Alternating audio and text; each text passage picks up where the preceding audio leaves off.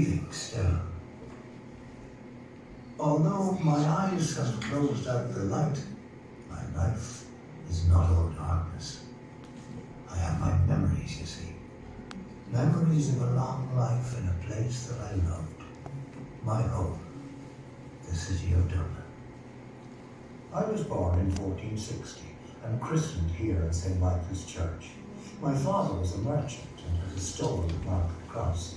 One of my earliest memories is playing around the cross while he sewed cloth nearby.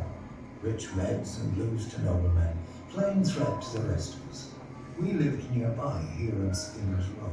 My older brother Michael never learnt Dublin streets. Too narrow and dark, he said, too smelly and dangerous. At 14, he left for St. Mary's Abbey, but I never left. The excitement and adventure of a busy, bustling city from as early as I can remember, I loved it. Michael was right about the streets though. In places the ground was so filthy, the rich wore wooden clogs to protect their shoes from the dirt. And it was cramped. Upstairs in these houses, open the shutters and you could look your neighbour right in the eye, even reach out and shake their hand. I spent my childhood here. Every day my mother would send me to collect fresh water from the fountain or buy food from the bakers on Cook Street. I'd run errands for my father too and met all sorts of people, not just locals but foreigners, Germans, Italians, Spanish, French. The city was full of them. After I was born, my mother had 2 more boys and 3 girls.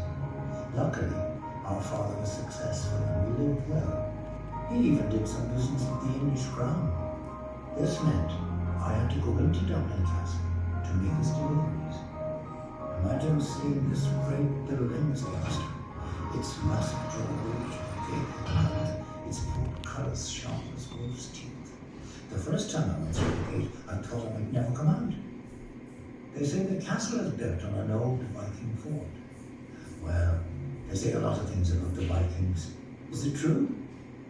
I suppose you'll never know for sure.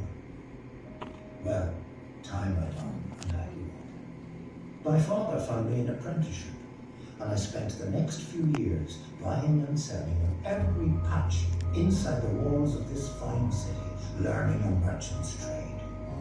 Every month I'd cross the river to see my brother, now a monk at St. Mary's Abbey. It was a long walk, and I found it a pleasant way to clear my head. Michael led a simple life out here, although the monks kept long hours and worked hard, managing farmland, shops and workshops. They also had a fishery down by the river. Many's a time I went home after a visit with a fat, fresh fish under my arm for supper. Trade was always the beating heart of Dublin City, and this was its lifeblood, the River Liffey. Everything came in and out of it. Glass, jewellery, cloth, furs, food, wine and spices. After 7 years I completed my apprenticeship and set up my own business, buying and selling. I started by trading fleeces and wool with my father's contacts, but soon branched out to, well, anything that would turn a profit. A couple of years later, I rented a storehouse down here by the quays to hold goods that came in from the ships. It was a fine place to do business, always something going on, always a deal to be done. It was from here that one day I took a walk towards Cook Street and met my girl, the love of my life, a beautiful baker's daughter named Sarah. A recipe for rabbit pie would bring a tear to your eye. How many did I have to buy before she noticed me? Too many. She was a shrewd businesswoman, make no mistake. A year later, Sarah and I were married here at St. Odin's Church. I was doing well enough to afford a house, and soon after we moved to High Street, just down the road from Market Cross, where I used to play as a boy. As Sarah and I settled down, life seemed to speed up.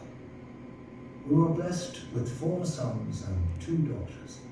I set up a new store just outside the walls at Fair Green, and it took off from the start. So began the good years. Thanks be to God, there were many of them.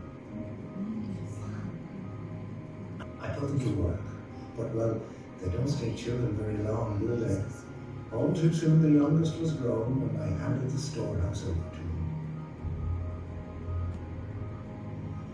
It was a hard decision, stepping back from the merchant's life, but now, instead of spending my days in the city, Sarah and I had time to walk beyond the walls, beyond the tanneries of Thomas Street, beyond St. Thomas Abbey itself, and breathe in the clear air of the countryside. Did I mention my eldest, Diarmaid, received God's call? It's true. After studying for many years, he earned a position at St. Patrick's Cathedral. We were so proud of him. We visited from time to time, and it gladdened my heart to see him happy serving God in that massive cathedral.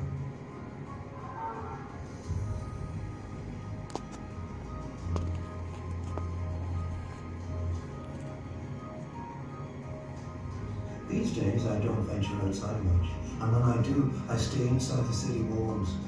Age and time have slowed me down.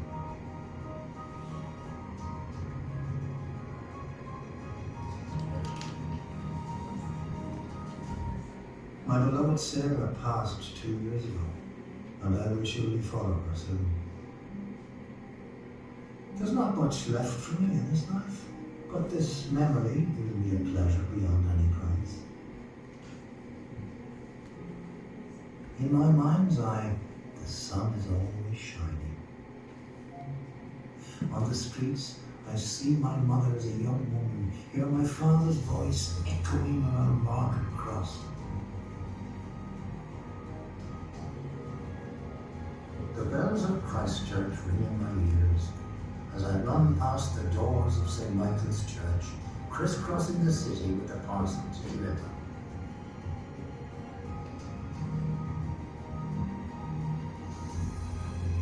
I pass by houses that belong to friends and neighbours, and places where Sarah and I once walked, joking and laughing, as if we were the only two people in the world.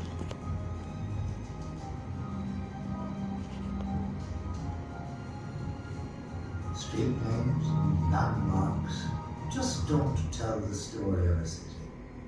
They tell the story of our lives. This was my story. This was my Dublin.